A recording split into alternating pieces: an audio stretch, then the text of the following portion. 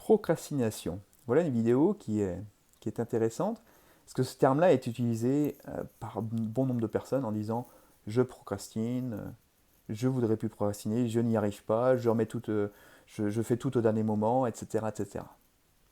Mais derrière le terme procrastination, il y a énormément de choses.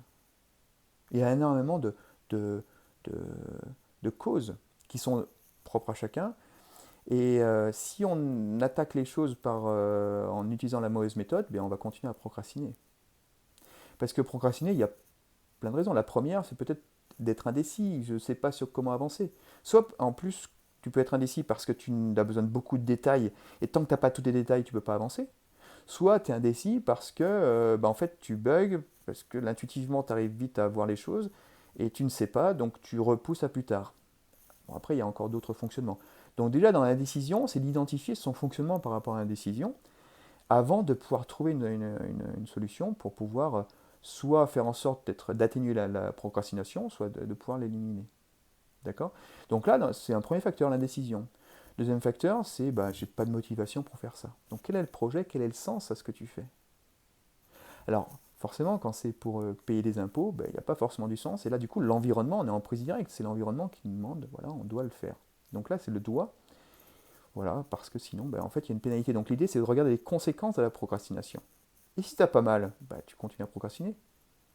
Donc les gens attendent peut-être les dernières minutes, mais si tu es conscient que par exemple pour les impôts, tu vas attendre la dernière minute, assume le fait que tu attendras la dernière minute, comme ça ne t'encombrera pas l'esprit, et tu n'auras pas forcément cette culpabilité qui arrivera. Si tu as une culpabilité qui arrive, cette culpabilité, elle peut aussi t'encombrer l'esprit. Et déjà que tu perds du temps, tu n'arrives pas à te libérer parce que tu procrastines, et tu fais des tâches peut-être inutiles, mais en plus derrière, tu vas t'encombrer l'esprit parce que tu vas culpabiliser par rapport à tous ces éléments-là. Et donc le soir, tu vas y penser.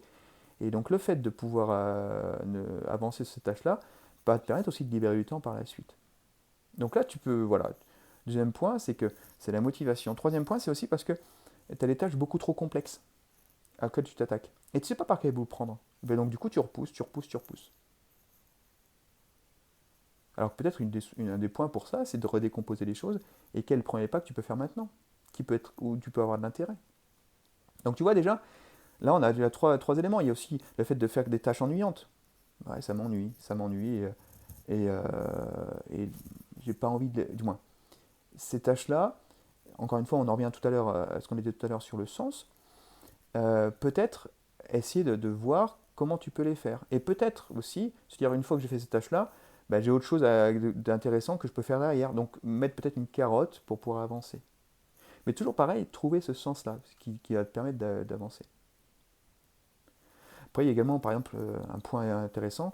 J'ai une personne qui me disait, je rentre le soir, je suis fatigué, et donc du coup, je procrastine dans le sens où je remets les choses que je pourrais faire maintenant et j'attends. Alors bien sûr, il y a ce côté passe-temps qui est important, de pouvoir se ressourcer, mais également, le fait quand on est fatigué le soir, c'est que dans la journée, on a été en mode adapté par rapport à son fonctionnement naturel. Donc ça, je te fais référence à d'autres vidéos sur le fonctionnement. L'idée, c'est peut-être de retrouver son fonctionnement naturel pour déjà être beaucoup moins fatigué le soir. Et comme par hasard, dans ces cas-là, quand on rentre, pour cette personne en l'occurrence, on a travaillé dessus et elle a pu avancer sur certaines choses. Parce qu'on a identifié que c'était lié à la fatigue. Donc voilà, donc derrière le terme procrastination, en fait, il y a différents points, et puis il y en a encore bien d'autres.